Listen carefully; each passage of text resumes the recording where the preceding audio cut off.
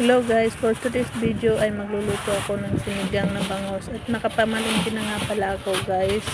Nakabili ako ng isang malaking bangus at saka pinaputol ko ito siya. Yung sa banda sa may buntot niya ay ibababad ko na lang sa suka para gawin daing kasi masyadong malaki yung nabili ko, halagang 250. Hindi ko rin naman mauubos kung isisigang ko lahat. Bali pinahati ko nga pala siya guys. Yung sa bandang ulo niya, 4 na hiwa, yun sana yung gagawing iluluto kong sinigang. Kaya lang guys, biglang nagbago isip ko, masyado yata marami yung isisigang ko, baka masayang na naman, di makain. Nangyari na nga lang doon guys, yung pinabunlis ko yung sa bandang buntot niya, bali dalawa yung ngayon, yung isa dadagdag ko na lang doon, yung isang hiwa, bali 3 na lang yung gagawin, yung iluluto kong sinigang, yung sasabawan ko. Kasi minsan guys, kasi nasasayang lang din pag sinabawan kasi hindi ko rin nauubos yun. Kaya yun, at least naman di siya nasisira sa ref kapag kababad sa suka, para pag gugustuhin ko mag-ulam ng pritong bangos, may makukuha ako doon. At ito na nga guys, nililinis ko na yung nabili kong isda. Tinatanggal ko nga pala yung mga itim-itim dyan sa may likod ng bangos, yung parang dugo, kasi malangsa yan eh. Alam nyo guys, lagi talaga ako nagluluto ng sinigang kasi ang pinaka-paboritong luto ko talaga ay sinigang. Either sinigang na hipon, sinigang na bangos, sinigang na ulo ng salmon. Yan talaga yung pinaka-paborito kong ulam. Kasi, di ba, sarap din naman humigot ng sabaw, yung maasim-asim pa. Tsaka, ang gusto ko rin guys sa sinigang ay yung marami talaga siyang pang-asim. Gusto ko talaga yung maasim siya. At saka gusto ko rin yung marami siyang gulay. Pero ang kadalasang hinahalo ko dyan ay dahon ng mustasa, tapos yung siling green na haba. Kasi guys, yung bihira lang kasi ako maghalo ng sitaw at saka okra sa sinigang kasi parang hindi ko gusto yung lasa. Parang ewan lang, sa akin lang yun ha, parang naaagaw niya yung lasa nung sinigang.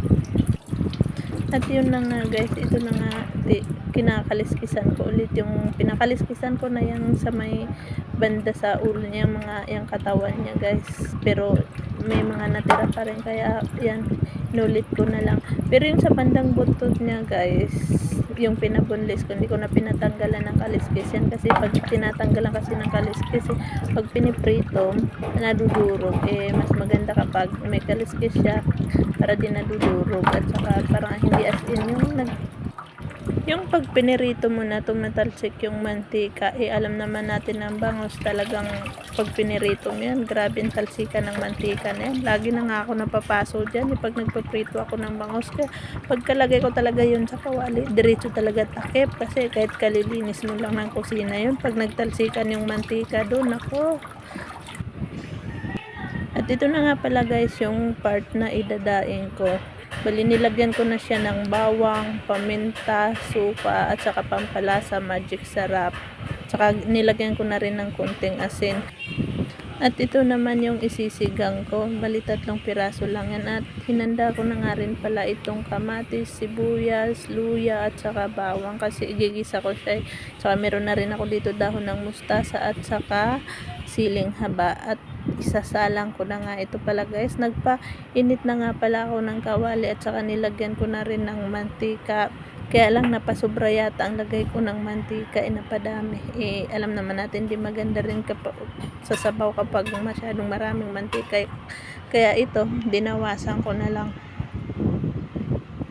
Magkakaiba nga pala guys ng way ng pagluluto ng sinigang. Yung iba, iniinit na lang nila yung tubig tapos diretso nilalagyan na lang ng mga bawang, kamatis at saka sibuyas, luya.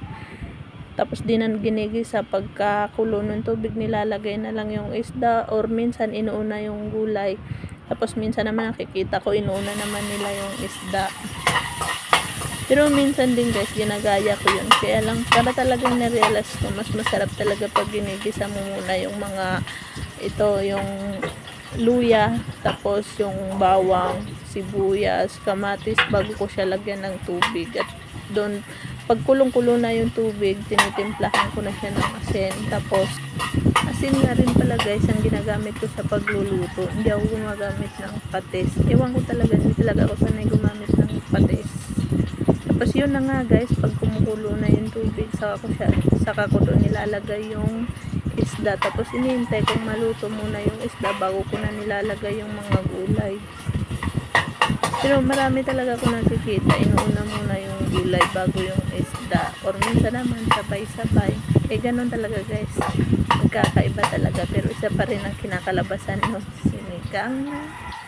Pero alam nyo guys, share ko lang to sa inyo. Sa lugar namin, hindi kilala yung mga ganitong luto. Yung mga sinigang, tinola, nilaga. Doon kasi guys, ang kadalasang luto lang talaga nila doon ay ginataan. Tapos iba rin yung way ng paggagata nila doon at saka dito. Kasi dito, di ba sa Manila or sa mga Katagalugan ay pag naggagata ay yung creamy. Tapos yung doon naman, marami talagang sabaw na yung gata. Tapos kaya nila na umaga, tanghali, gabi, gata pa rin ng ulam. Yung ginagataan yung ulam. Either gulay man yan or isda. Pero hindi naman sila high blood. Siguro lang dahil sa karamihan tao doon sa may probinsya ay batak sa trabaho. Kasi ang trabaho doon pagsasaka. Tsaka alam naman natin sa probinsya talagang pinagpapawisan yung mga tao doon. Hindi katulad dito na pag aalis ka, sasakay ka, pupunta ka ng palengke, kung malayo, sasakay ka pa, or kung saan ka man pupunta, may sasakyan, aakyat ng mga hagdanan, lalo na sa mga mall ay may mga escalator, elevator. Doon guys, kahit gaano kalayo ang pupuntahan mo, kung pupunta ka ng bayan, maglalakad ka talaga doon. Doon talaga guys sa probinsya namin, kung pupunta ka sa bayan, ang layo ng lalakarin namin, oras yung bibilangin mo. Kaya minsan umaga pa lang umaalis na kami. Tapos yun, lakad lang yun guys. At saka yun, minsan sasakay ng kabayo.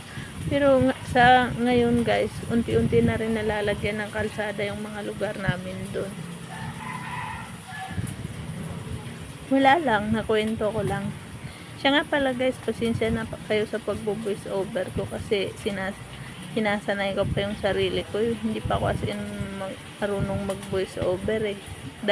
Buti nga ngayon nakakapag-voice over na ako kasi dati nahihiya pa ako. Hindi talaga ako nagsasalita sa mga video ko.